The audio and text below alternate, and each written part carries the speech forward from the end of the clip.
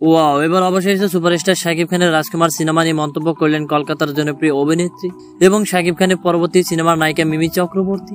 সম্প্রতি সুপারস্টার শাকিব খানের কুরবানি ঈদে রিলিজ করা হবে তুফান সিনেমা। তুফান সিনেমায় সুপারস্টার শাকিব খানের বিপরীতে দেখা যাবে মিমি চক্রবর্তী। সেই মিমি চক্রবর্তী এবার সুপারস্টার শাকিব খানের রাজকুমার সিনেমা নিয়ে কথা বললেন। আর কি বলেন তা জানতে অবশ্যই ভিডিওটি সম্পূর্ণ দেখে এবং আমাদের চ্যানেলটিকে সাবস্ক্রাইব করে রাখুন। মিমি চক্রবর্তী বলেন, আমি সিনেমাটি দেখেছি, সিনেমাটি আমার কাছে ভীষণ ভালো লেগেছে এবং সিনেমার গানগুলো আমার কাছে অসাধারণ লেগেছে। আমার মন কেড়েছে সিনেমার গানগুলো। সিনেমাটি দেখে আমি কান্না করেছি। সিনেমাটা এত সুন্দর একটা সিনেমা করেছে যে সিনেমাটি নিয়ে আসলে এই বলে ভাষায় প্রকাশ করা যায় না। সুপারস্টার শাকিব খান বাংলাদেশের একমাত্র সুপারস্টার। তাকে বাংলাদেশের শাহরুখ খান বলা হয়, তা আমি শুনেছি। সুপারস্টার শাকিব খানের সঙ্গে তুফান সিনেমা এবার আমি আসছি।